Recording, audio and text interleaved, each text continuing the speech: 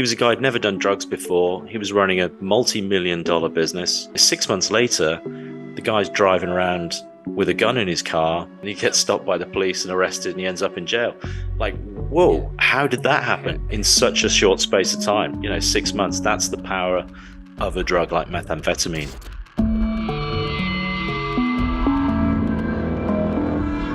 Let's talk about methamphetamine now. Now, it's a pretty horrendous drug. What do you think separates that from other drugs? And when I talk other drugs, if we're talking cocaine, heroin, anything that the norm, cannabis, but methamphetamines seems to sit separate to those drugs. Yeah, that's a really good question. And I'll preface this by saying methamphetamine is not something we have a big issue with in the UK. It's popular recreationally, I think, in the gay scene, for example, association with chemsex parties and stuff, but it's not something that you see much of around and about. So I was interested in why Australia, I guess New Zealand, some other parts of the region, there was a lot more methamphetamine use that was prevalent, which we can get onto from the supply side of things. Yeah. But I think from the demand side and like what makes methamphetamine so different, and maybe what draws so many people into using it, so I think there's two things to it. I think first of all, it engenders this very disassociative state. It really takes people out of themselves, and it takes people out of their situations very effectively. In a weird way, in a way that the only thing I can really compare it to is alcohol. That gives it, that you can function quite well on methamphetamine until it catches up with you, in the same way as you can kind of probably function on alcohol so it catches up with you. But it's very insidious insofar as how it stimulates the dopamine system and creates these sort of pathways of reinforcement. So I take methamphetamine and then I do something while I'm on methamphetamine and it feels good. So I want to keep doing that thing. And then I want to keep taking methamphetamine. And I can function while I'm doing that. So time can pass very quickly. And one of the things that I was really shocked by when I started spending time around methamphetamine users, especially problematic methamphetamine users, was they could go days and days and days. And I think whereas, you go on a night out and take some ecstasy or even some cocaine, at some point your body's going to say, enough, I need to go to sleep. Shut it's self-limiting. Whereas methamphetamine doesn't seem to have that effect on habitual users. They can go for days and days and days. Yeah. So it is very different, I think, and quite destructive as a result of that.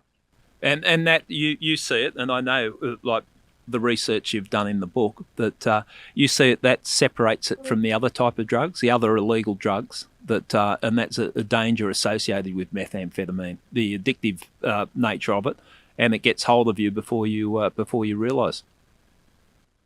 Yeah, I mean, for example, there's a guy in the book that I interviewed, who's captain of industry. The guy was, I think he's a good example because he was a guy who'd never done drugs before. He was running a multi-million-dollar business. He was a pillar of the community, and he got into, the company that he was running was doing a big IT review. So they brought in a team of consultants who were going to review the whole IT systems. They were working late into the night, and then a very tight deadline. And one night he was up working with them, and he saw a pipe going around. He said, "What's that?" They said, "Oh, it's methamphetamine. You should give it a go. It really helps you kind of stay up late and work through the night." And he said, "Oh no, never. I never do drugs. Never done drugs before." But he saw them use it, these IT guys using it, and he thought, "I'll go on there. I'll give it a go." Yeah. And 6 months later, the guy's driving around with a gun in his car, and because he's the captain of industry and he's a businessman, he's trying to buy a kilo of it so he get a better price, and he gets stopped by the police and arrested, and he ends up in jail. Like, whoa, how did that happen in such a short space of time? 6 months. That's the power of a drug like methamphetamine. It can take hold of you.